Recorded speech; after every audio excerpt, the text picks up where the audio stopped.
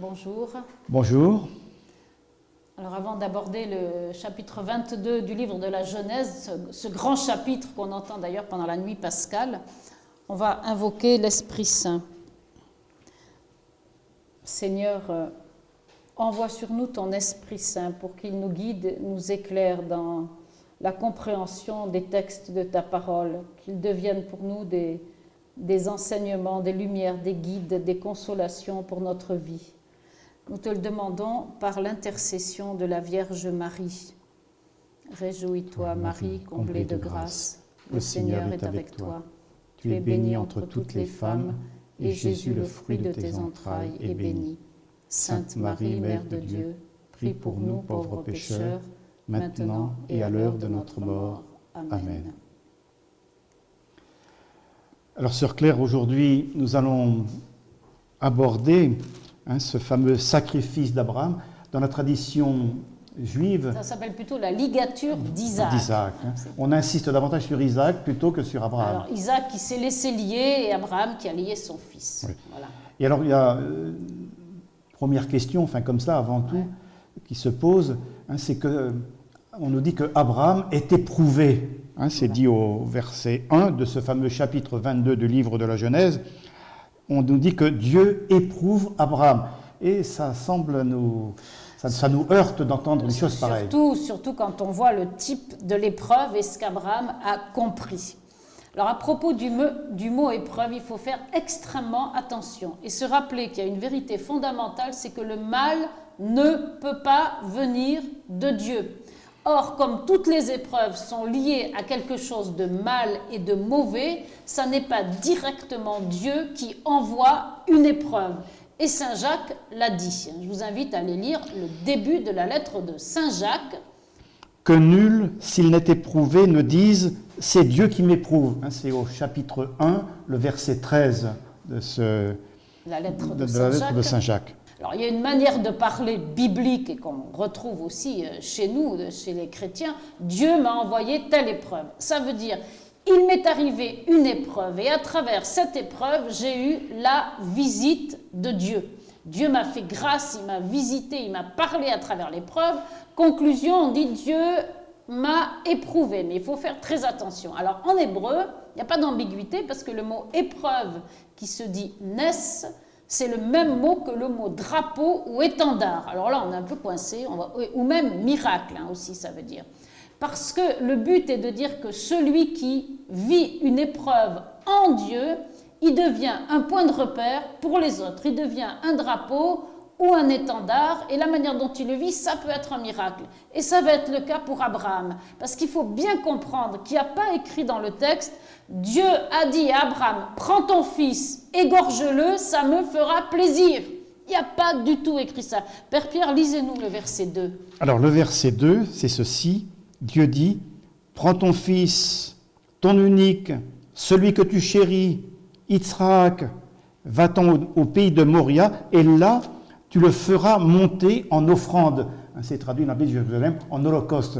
Mais je crois que c'est préférable de dire « Fais-le monter en offrande sur une montagne que je t'indiquerai. » Voilà. Tout le problème, c'est il s'agit de faire monter Isaac comme une montée, c'est tout. En hébreu, il y a écrit le mot « monter vers Dieu ».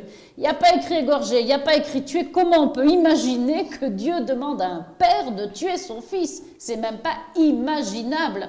Le problème, c'est que c'est ce qu'Abraham a imaginé. Oui.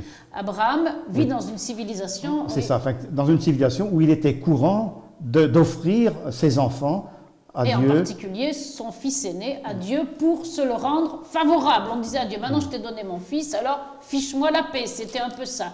Abraham est encore pétri de cette mentalité. Donc Dieu lui dit, Abraham, offre-moi ton fils. Et voilà qu'Abraham croit qu'il doit le tuer.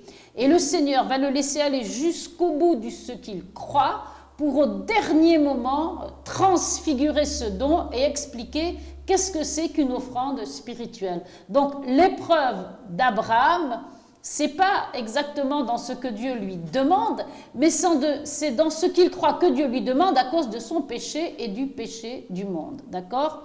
Alors, verset 3, on va continuer. Alors, il est dit ceci, Abraham se leva tôt, sella son âne et prit avec lui 2 de ses serviteurs et son fils Isaac. Alors il se lève tôt. Pourquoi on nous rappelle ça? Chaque fois dans la Bible, quand on se lève tôt, enfin en général, c'est pour accomplir la volonté du Seigneur.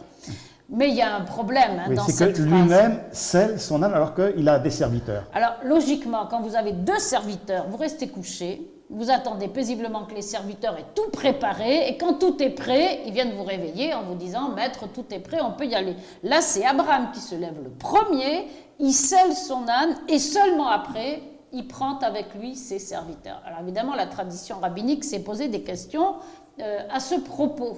Surtout qu'après, Abraham fend lui-même le bois de l'Holocauste. Les serviteurs ne servent, si je puis dire, absolument à rien. Ils ne sont que témoins. Voilà, sauf qu'ils sont 2 et qu'ils sont les 2 témoins du fait qu'Abraham, librement, a voulu obéir à ce qu'il avait entendu de la part de Dieu. Alors, ce qui est très intéressant ici, c'est l'âne, évidemment. C'est l'âne d'Abraham qui a énormément d'importance dans ce passage. Oui. Alors, je vais lire le verset 4. Le troisième jour, Abraham, levant les yeux, vit l'endroit de loin, et Abraham dit à ses serviteurs, « Demeurez ici avec l'âne, moi et l'enfant, nous irons jusque là-bas, et nous adorerons, et nous reviendrons vers vous. » Alors, allez lire le verset 19 maintenant. Alors, le verset 19, donc c'est à la fin du passage, « Abraham revint vers ses serviteurs, et ils se mirent en route ensemble pour Bersabée, et Abraham résida à Bersabée. » Autrement dit, il n'est plus question de l'âne. Il part à Beersheba, l'âne a disparu. Alors évidemment, on se demande où est passé cet âne, qui est là au début, on nous en parle abondamment. Abraham le laisse en bas de la montagne, et quand il revient, il prend ses serviteurs, il n'est plus question de l'âne. Autrement dit, l'âne reste au bas de la montagne. L'âne a disparu, en tout cas il reste au bas de la montagne. Alors il faut savoir qu'en hébreu, le mot âne, qui se dit chamor, c'est exactement le même mot que le mot chomer, qui veut dire la matière, le poids de la matière, le poids de l'argile avec lequel on a été pétri. L'âne d'Abraham représente toutes les raisons humaines qu'il aurait eu de ne pas obéir à Dieu. Ça, c'est la première chose. C'est la raison pour laquelle il a scellé lui-même son âne. Ça veut dire qu'il a fait taire tous ceux qui, humainement parlant, lui suggéraient surtout de ne pas entendre la parole de Dieu. Et ça, il ne pouvait pas le faire par procuration. C'est la raison pour laquelle il a scellé lui-même son âne. Et ensuite, à propos de l'âne, il faut aller lire un passage du prophète Isaïe. Oui, alors, Je dans vois le que prophète vous l'avez Isaïe, préparé. au chapitre 1 du prophète Isaïe, c'est le Seigneur qui parle. Cieux, écoutez, terre, prête l'oreille, car le Seigneur parle. J'ai élevé des enfants, je les ai fait grandir, mais ils se sont révoltés contre moi. Et puis alors ceci, le bœuf connaît son possesseur, l'âne la crèche de son maître. Bon, alors c'est clair et net, le bœuf c'est mieux que l'âne. Le bœuf, il connaît celui qui lui apporte à manger. L'âne, qu'est-ce qu'il connaît? L'endroit où on lui apporte à manger. Le maître, ça lui est égal.